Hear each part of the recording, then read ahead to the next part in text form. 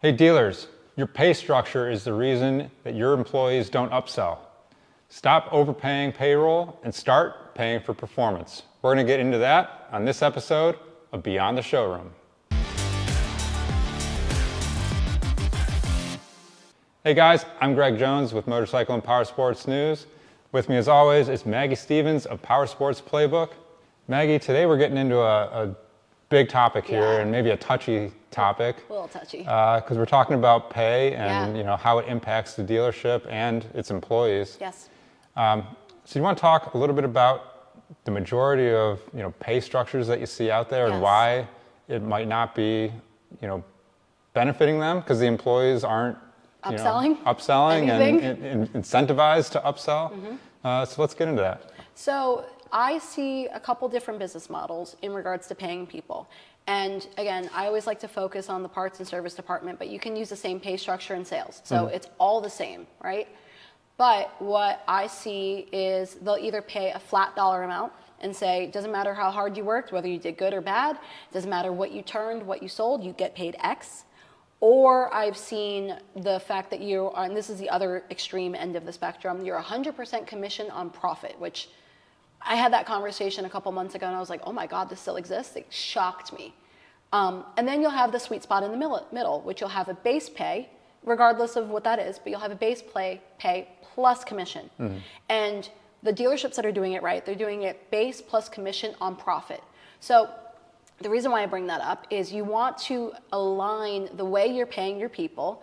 You don't ever want to shortchange them because you need to keep them. It's super hard to replace them to begin with. So let's just get that out of the way. Right. So we're not talking about shortchanging people, but we're creating a model where they're naturally incentivized to rise and fall with the dealership. Yeah. And if you have one end of the extreme or the other, you run into all these problems. If you're only doing a flat pay, you'll magically never be able to produce more conveniently, right? You're like, I thought we could do more. We added another guy, but our hours are roughly the same. Well, they're not incentivized to do more. They're not going to think about better ways to do more. They're not rewarded for doing more. They're the ones doing the work. So why are they going to do more if it doesn't change their pay? And then on the other end of the extreme, when you're off of commission and your commission only off of profit, this is where people will hide stuff. So they'll go ahead and if there's a part that they need to take a loss on, but their pay is going to be kind of crappy that week, they're going to hide the part. Yeah. And technically no one should, but honestly, we're talking about basic survival at this point. Like this is how they make a living. I do not take that for granted. I don't take for granted what is on people's plates or who they're supporting or what their family structure looks like. So we want to make the model as clean as possible, which is why I always like the middle model, which is base pay plus the commission on profit, because it incentivizes people to make sure that we're selling things that are profitable. Or this is where it comes into upsells and cross-sells. This is how you get that naturally. Yeah. Yeah.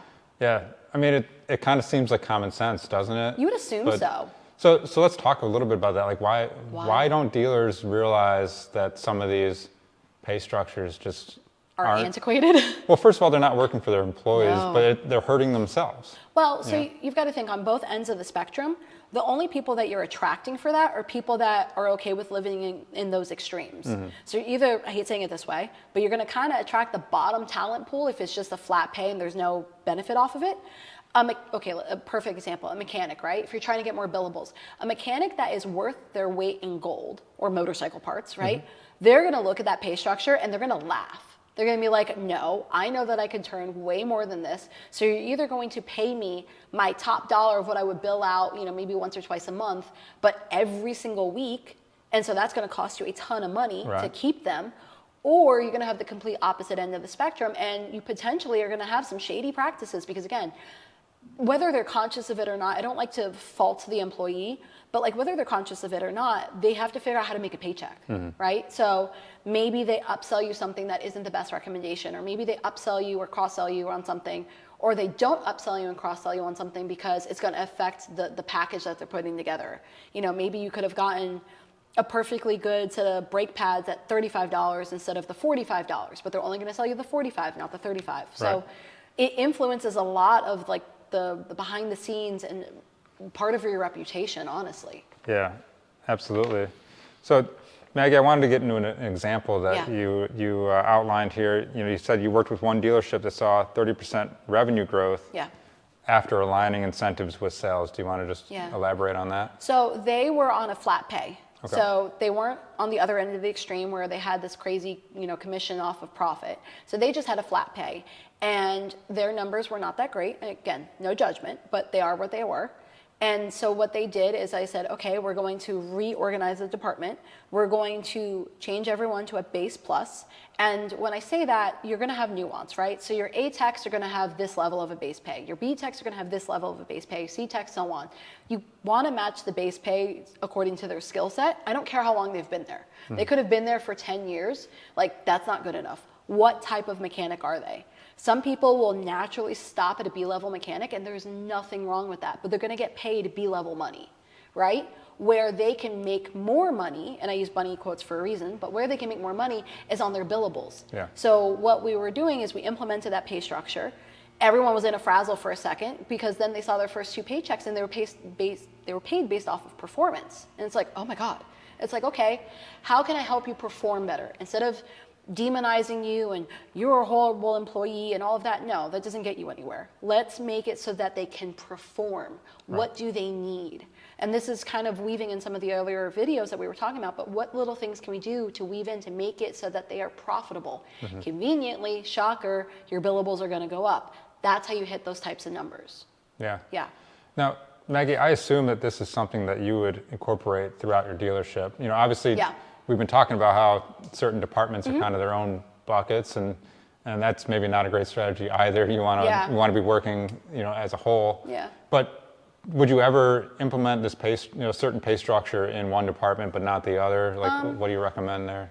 I would, if you were on the floor. So on the floor in my head is the finance manager, the sales team, the parts team, the service team, the GM. If you are any one of those categories, I think that should apply to you.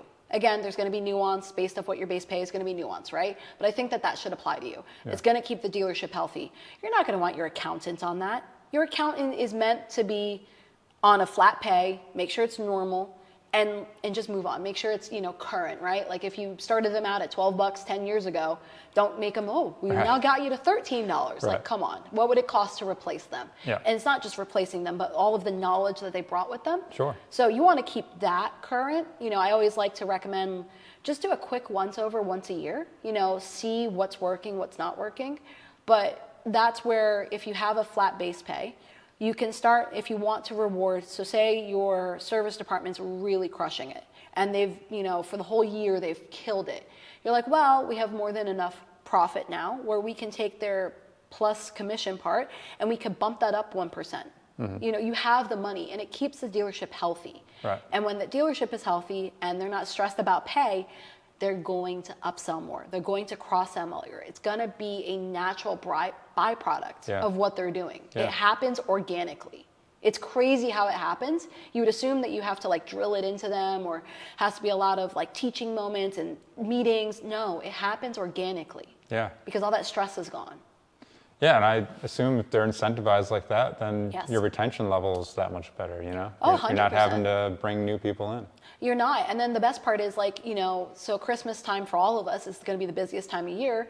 They need Christmas money too. So I always used to play the game. I'm like, okay, how much money do you guys need for Christmas this year? And I'd ask my team and they're like, I need this, I need this, I need this. I'm like, okay, what can I do to help you get there? I loved doing that. I called it a game because I wanted it to be fun. I wanted them to enjoy doing this. But can I help you close out an old quote? Can I help you upsell on this?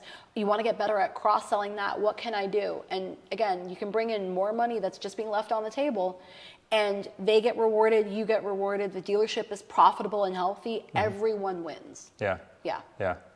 So Maggie, I think the crux of this conversation is based on certain dealerships, pay structures, you might be rewarding mediocrity, right? 100%. And hurting not only that employee, but hurting yourself as a dealership. Yes. So again, let's give the folks a couple takeaways, around the pay structure and what they should be looking at. So first takeaway, I would say, look at look at what you're paying, not just the dollar amount at the end, right? So are they full commission? Are they flat hourly? But look at what you're paying, do a breakdown, right? And it doesn't have to be fancy. Like, I don't want anyone to overcomplicate this and use that as an excuse to not do it. Right. Piece of paper and a pen and just write it out. Or have your accountant pull it up for you and write it out. John is blah, and how does he make that money? Yep. That's it, right? Look at that, get a baseline of where we're at, and then from there, if you're going to change people's pay, don't change it all the time. So really think this through, because that's a really good way to lose a good employee potentially. If you're if you're changing it every 2 to 3 months. So whatever you're thinking, figure it out behind the scenes, iron it out, and then roll it out that one time, and then move on. So that would be the first takeaway, is kind of get everything kind of clean so you know what you're starting from.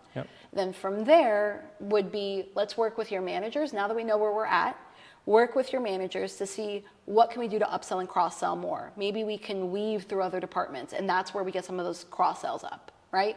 But now you're working with your management team on how do you make that department more profitable. Yeah, that would be the two I would start with for sure. Excellent. Excellent. Well, thank you. You're welcome. Well, there you go, guys. That's some ways that your pay structure may be hurting you, and certainly some ways that you're going to be able to make employees upsell more and profit themselves, as well as make the dealership more profitable. So as always, make sure you're checking out what Maggie's got going on at Powersports Playbook. Make sure you're checking out everything at motorcyclepowersportsnews.com. We appreciate you watching this episode of Beyond the Showroom. We'll see you guys next time.